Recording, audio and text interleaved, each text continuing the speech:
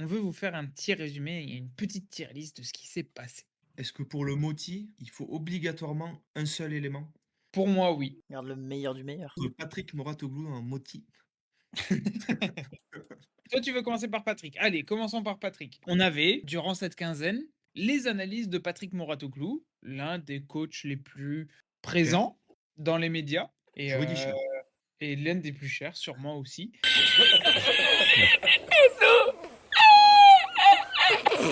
On sait, donc le coach qui a aidé Serena Williams à gagner pas mal de grands chelems, qui a été aussi présent dans le staff d'Holger Rune. Donc on va dire un coach qui a un CV assez établi. On avait le droit à ses analyses, toujours très pointues. Qu'est-ce que t'en penses, mon cher Chacha? Et Enzo, si jamais tu as quelque chose à Gros flop, dire. gros flop. Non, moi j'adore. Je trouve que c'est quelqu'un qui dit les termes, quoi. Ça peut paraître un peu cru, un peu fort, mais c'est tout simplement la vérité. Le point qui a fait le plus débat, c'est quand il a dit qu'il n'y avait pas de star chez les femmes. Mais en soi, il a pas totalement tort. Tu vas dans la rue, tu demandes qui c'est Iga Swiatek. Ben, si tu suis pas le tennis, je pense pas que tu saches qui c'est. Et puis sur toutes les autres analyses qu'il peut avoir sur tous les matchs, c'est toujours très juste, très précis et agréable à écouter. Donc moi, ça va droit dans le banger, hein. Je sais pas ce que t'en Ça va penses. droit dans le banger. Bah, écoute, moi je trouve que c'est plus d'un point de vue tennistique que je le mets dans le banger. C'est aussi ce côté où il va mettre le doigt sur les bonnes choses. Donc, dès que les experts parlent, tu comprends pourquoi ce sont des experts et toi qui es dans ton canapé, tu comprends pourquoi tu es pas un expert qui fait payer l'heure à 50 000 balles. Ouais. Après, les autres, je les trouve excellents aussi. Il n'y a pas un expert autour de la table de Laurent Luyat que je trouve en dessous. Je trouve qu'ils ont toujours les mots justes, ils arrivent à bien rebondir et c'est Bah, c'est toujours que très des agréable. anciens joueurs aussi, hein, qui font des analyses. Même Alizé Cornet, j'ai bien aimé aussi. Ils ont tous été bons, c'est pour ça, je tiens à le souligner. Des fois, tu as des anciens sportifs, bah, ils sont pas forcément autant à l'aise pour commenter. Là, Ouais. je trouve ils amènent toutes leurs petites pattes et leur petite analyse qui se différencie de l'autre et qui est toujours très juste. Donc, j'apprécie. Et tant qu'on parle de plateau, il y a eu un moment, une coupure de courant qui a empêché de voir les matchs, sur France 2. Heu, Où est-ce qu'on met cette coupure de courant qui a eu lieu, je crois, le week-end dernier? Moi, je pense que la réponse est évidente, hein. Dans Alors elle va dans Surprise, le mot non, dans la dans Surprise motherfucker, tu obligé. moi Tu je t'y pense que attends ça pas. va moi honnêtement, je pense que ça va là aussi. Personne ne pouvait s'y attendre. Une bonne coupure qui empêche de voir les matchs, Gros c'est ce flop. genre d'imprévu qu'on aime. Ouais. En Ouais. en vrai, c'était rigolo parce que ça a pas duré toute la journée, ça Oui. a duré que sur quelques matchs. Voilà, en plein milieu d'un point, bah, tu la pub qui pop. Bon, c'est relou sur le moment, mais bon, c'est pas comme si ça a duré toute la quinzaine, quoi. C'est vrai, encore heureux, sinon là, ce serait chiant. La bascule. Le fait que dès qu'il y a qu'il y a des changements de chaîne à faire et cetera entre la 2, la 3, la 3, la 4, la 4, la 2, Ouais, maintenant, Flop. c'est à la fois c'est ouais, iconique, à la fois ça souffle. puis c'est surtout que genre, au lieu d'aller sur la 3 tu vas sur la 2. Ouais, ça va quoi. Il y a pire, hein. Oui, voilà, il y a pire dans la vie. Enfin, je pense, hein, je veux pas me prononcer sur lui, Moi, je trouve que c'est inadmissible. Va falloir Moi, changer de chaîne! moi, je le mets en flop, hein. Putain! Moi, ça dégage. Moi, je vais après sur tu ma peux chaîne, je veux pas de pub et puis, c'est tout. tu peux le mettre dans surprise parce que tu as la voix de Laurent Luyat qui apparaît. Alors oui, on va dans 30 secondes, nous verrons la suite du match sur France 3. Super. C'est vrai que tu t'attends pas forcément à Laurent Luyat en plein point. Je crois qu'il va pas y Voilà. avoir de flop en vrai. Oh que si, il y a Ah une oui, si. image en bleu Ah ouais, OK. qui Toi, je sens que tu veux parler de la next gen, celle dont on a parlé plus tôt. oh non, je vais juste la mettre en flop et on passe au prochain sujet. Allez, écoute, J'ai je bien pense qu'on est d'accord. pas de contradiction, il y a rien, il y a personne pour contredire. Non, je pense qu'on en a déjà parlé pas mal tout à l'heure, donc pour l'instant, je trouve que c'est mérité. D'un point de vue global, on n'en peut plus. Allez, on va commencer par celle de Caroline Garcia. Même si elle a perdu pour son dernier match, on voit qu'elle en a profité. Je suis d'accord. Après, je trouve que c'est difficile à classer parce que il y a eu un hommage à Richard Gasquet, il y a eu un hommage à Rafael Nadal. Et pour moi, tu peux pas mettre ces 3 hommages au même niveau. Celui de Nadal, il est exceptionnel, celui de Gasquet, il est bien et Garcia, elle en a pas vraiment eu. À la fin de son match, il s'est rien passé en soi. Elle a fait son discours et puis c'est tout. Richard, il y a eu une vidéo, il a eu, une espèce de trophée et Nadal, c'était juste exceptionnel. Donc c'est Ouais, pour ça, je sais pas trop comment la classer parce que c'était évidemment un bon moment, mais c'est pas aussi bien que Gasquet, encore moins bien que Nadal. Moi, je trouve que en tant que tel, c'est bof. Il y a un petit regret que ça n'ait pas été plus. Mais il y a rien eu en fait, elle a juste parlé.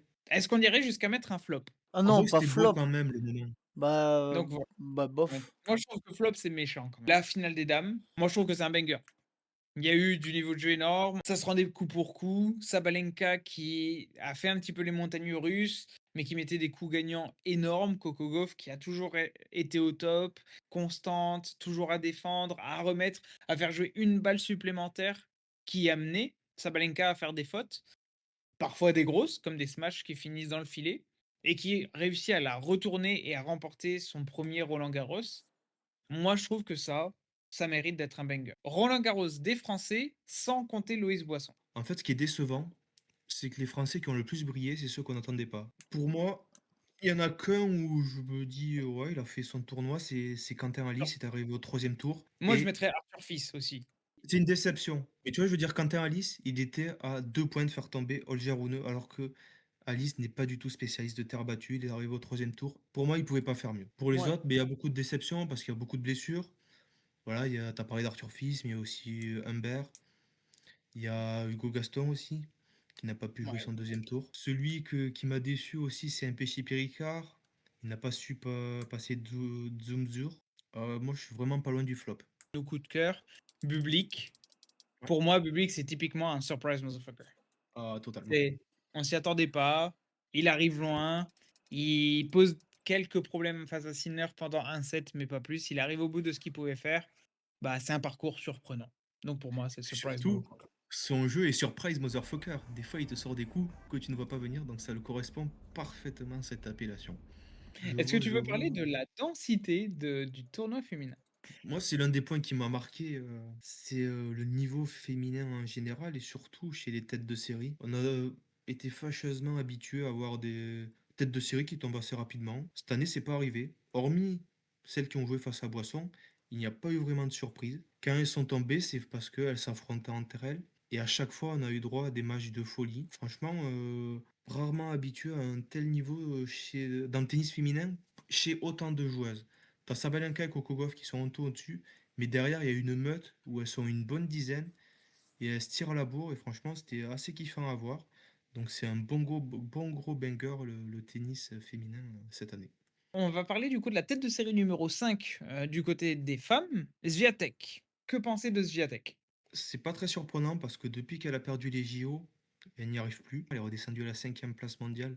Mais pour autant, voilà, elle arrive dans son jardin, Roland Garros, triple tenante du titre. Et dans les premiers tours, franchement, elle déroulait comme on la voyait avant. Et après, franchement, qu'elle perde face à Sabalenka en demi-finale, vu le niveau qu'elle affiche ces derniers temps, ben ça m'a pas plus choqué que ça en fait. Je suis d'accord avec toi. Il y a eu beaucoup de choses, mais c'est dur de pas la mettre en flop. C'est censé être la boss de Roland Garros. Elle était triple tenante du titre et elle pouvait être la première femme à faire, à la remporter 4 années consécutives. On était habitué à ce qu'elle roule sur tout le monde. Franchement, les 3 dernières années, il y avait même pas de question à se poser. La finale, c'était Swiatek face à quelqu'un et ça allait finir en 6-0, 6-1, 6-1, 6-1, 6-1, 6-2, un truc comme ça et 1 heure 20 de jeu, voire même pas, 1 h 10. Là, je trouve ça inquiétant que Swiatek n'ait pas retrouvé son niveau de jeu à Roland. Moi, je peux pas la mettre aussi bas parce que elle perd face à la numéro 1 mondiale. Et Ouais, mais elle le perd. ouais, Elle le perd à Roland. moi j'aurais mis flop si elle était tombée face à Rybakina. Je voulais parler des night sessions de mon fils. Moi, pour moi, ça va aller très vite. C'est toujours un spectacle. Moi, quand il y a mon fils en night session, je sais ce que je regarde le soir. Je kiffe toujours les matchs que je vois. C'est juste un banger à chaque night session de mon fils. Et me dire qu'il y en aura peut-être plus, ouais, ça me fait chier. Mais je suis d'accord, si on prend juste, le spectacle qu'il nous propose, c'est un banger absolu, on se régale à chaque fois. Et ce que j'ai adoré, notamment sur le match face à Draper, c'est qu'il était souriant. Il était heureux d'être là, il kiffait son moment, il se faisait plaisir. C'est pas qu'il en avait rien à foutre du résultat, il jouait les points sérieusement, mais il se prenait pas la tête. Il est Il voilà, kiffait, il sent il que c'est la kiffait. fin de ces moments-là, du moins que ça s'en approche et il prend tous les points positifs qu'il peut de ces moments-là et il nous régale avec, tout ce qui lui reste de son niveau exceptionnel. Donc juste pour ça, c'est un banger et puis ce scénario face à Hugo Dellien au premier tour où il est mené 2-7-0. Il manque de quitter le tournoi après le premier jeu et puis il remonte le match. Non, c'est du Monfils tout craché. Et en night session, tu peux pas faire mieux. On peut parler du niveau de Musetti et Musetti, je le mettrais un petit peu dans la même catégorie, voire je le mettrais en banger.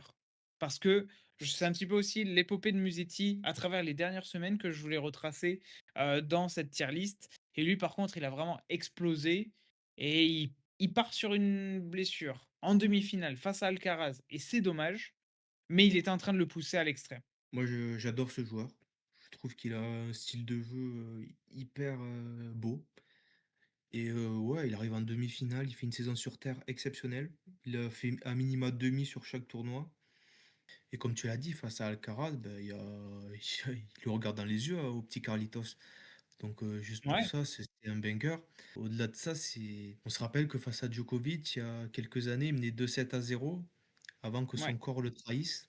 Là, il affronte Carlos, son corps finit par le trahir. J'aimerais pas que ça se répète, que quand il y a un match où il y a un niveau exceptionnel, ben son physique lâche à chaque fois, quoi. C'est la petite crainte que j'ai. Il reste 2 matchs et un hommage avant de passer aux 3 qui peuvent se taper pour, le titre de Moti.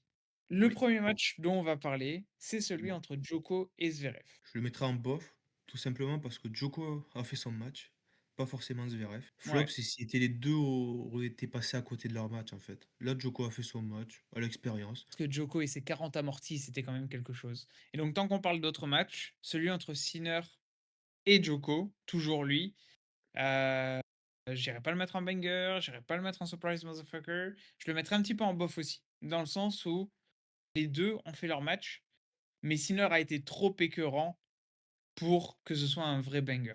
On n'a jamais senti que Djoko pouvait renverser la vapeur et renverser la table et renverser Sinner. Je m'attendais à plus. Je m'attendais au minima à un quatrième set, à un truc un petit peu plus allé, où tu vibres quoi. Là, on n'a jamais vibré. Moi, je pourrais pas être aussi méchant autour de ce match, parce qu'il avait un niveau exceptionnel, tout simplement. On peut dire que c'est un banger de Sinner, parce qu'il a maîtrisé Djoko comme si c'était son petit, et c'est rare de voir Djoko dans cette position. Le descendre jusqu'à bof, c'est dur, parce que Djoko, il fait un match exceptionnel. Et pour moi, ça serait plutôt une surprise, parce que je pensais pas Djoko capable de pousser Sinner aussi loin dans le jeu. Et c'est peut-être la première fois que Djoko n'arrive pas à renverser ce type de match. Donc en fait, c'est double surprise. Surprise que Djoko puisse être à ce niveau et surprise que Djoko ne puisse pas renverser malgré le niveau affiché. Et pour moi, c'est un banger que Sinner maîtrise ce match de A à Z. Et là, il nous reste les 3 qui vont se taper pour le statut de Moment of the Year. Le quatrième, on note les tenues. Bah, franchement, la tenue de Sinner, c'est un peu un flop. Heu, Bah, les deux, elles sont pas folles, je trouve. les tenues partent en flop. Ça dégage. Quel est l ton moment of the year? En fait, c'est très difficile parce que les trois, ils ont leurs arguments, mais ils sont totalement différents. Et c'est Je ça sais qui pas ma rend. question. Quel est ton moti? J'hésite entre deux. Pour moi, c'est la plaque et la finale. Je suis d'accord avec toi. Donc à ce moment-là, l'épopée Loïs Boisson, je pense qu'il y a aucun débat. C'est le plus gros banger qu'il y a. Pour moi, ça va parfaitement dans la case surprise aussi. Ouais, mais là, c'est une surprise tellement grosse que c'est un banger. En fait, il y a aussi le côté où elle porte, l'équipe française. Enfin, ça aurait été une surprise si elle avait perdu contre Andreeva, tu vois? Au niveau de la deuxième semaine, ça aurait été une très belle surprise, un peu comme Bublik ou même face à Pegula, ça aurait été une belle surprise. Là, Ouais, elle est allée jusqu'en demi-finale et elle perd contre Coco Gauff qui gagne derrière et ça aurait été le moment of the year si elle avait gagné. exactement. Mais là, ouais. Après, il y a deux événements qu'on va devoir se départager pour la fin, qui sont au-dessus, sinon elle aurait pu largement être Moti. Mon moment of the year, forcément, j'adore Rafa, donc pour Mm. moi, la plaque, je trouve que c'est la meilleure chose qu'ils pouvaient faire. Il y a eu une cérémonie où ils ont ramené Federer, Murray, Djoko et Nadal. Ils ont fait une présentation de 8 minutes sur les meilleurs moments de Nadal. Il y a eu un discours de 10 minutes, 20 minutes, je sais plus tellement Alors, c'était long. Ça a duré pendant 45 minutes, la cérémonie tout entière. Je trouve que par rapport à l'an dernier où on disait tous: «Ouais, Nadal, il a un petit peu manqué sa sortie», là, ça a été énorme. Je vois que Kubush est aussi d'accord avec moi en disant que c'était le Moti et que la finale est un énorme banger. Le point final qui fait pour moi que c'est pas juste un banger, c'est le moment of the year, c'est qu'il y a une putain de plaque qui est sur le cours Philippe Chatrier. Genre à vie, il y aura la plaque avec l'empreinte de Rafael Nadal sur le court central de Roland-Garros. Rien ne pourra l'égaler. Je peux pas te contredire, en fait, parce que en fait, ils sont pas comparables ces 2 moments, parce que tu as un moment d'histoire et l'autre, c'est vraiment sur le terrain. Et j'ai envie de dire que la plaque, c'est l'introduction de ce Roland-Garros et la finale, c'est la conclusion parfaite de ce Roland-Garros. Du coup, pourquoi les dissocier? Et donc tu nous proposerais de mettre les 2 motis? En fait, pour moi, tu as 2 moments d'histoire. La finale, elle est historique, ça, il y en a beaucoup qui parlent de la meilleure finale de l'histoire. Alors peut-être qu'on s'emballe un peu parce que, ben, on vient de la vivre et forcément, c'est un peu la culture de l'instant. Ouais. Mais si c'est pas la meilleure, c'est l'une de toutes les meilleures. Et juste pour ça, ça mérite clairement sa place de Motti. Mais à côté de ça, on te propose une plaque à vie sur ce cours Philippe Chatrier, du meilleur joueur de l'histoire de Roland Garros. J'ai envie de dire, tu peux pas lutter face à ça. Mais je pense que je suis d'accord avec toi d'un point de vue où on parle de Moment of the Year, mais il faut aussi se dire de quoi on parlera dans 10 ans. On parlera de la plaque et de la finale. Tu pouvais pas mieux commencer Roland Garros et tu pouvais pas mieux le finir. Je suis d'accord avec toi. Donc je me permets de mettre les 2 en maudit. De la densité, comme tu l'as dit, au niveau féminin, avec des champions qui ont répondu présent, des énormes finales avec franchement, même la finale dames, elle a duré 2 heures et demie, c'est pas non plus ultra commun. On a la finale homme qui a duré 5h30, c'est juste énorme. On a ces événements avec ces hommages, la plaque à Rafa Nadal, le trophée de Richard Gasquet, l'épopée de Loïs Boisson, forcément, dont il faut parler parce que c'est ce qui nous a Mm. fait vivre aussi un petit conte, on va dire, conte de fées en tant que supporter français. Il y a eu trop de choses et on a, je pense, été vraiment ultra gâtés par cette édition de 2025. J'ai hâte de voir ce que celle 2026 va nous réserver. De se retrouver les lundis à 20h pour partager des moments comme ça, en débriefer tous ensemble et partager nos avis ensemble.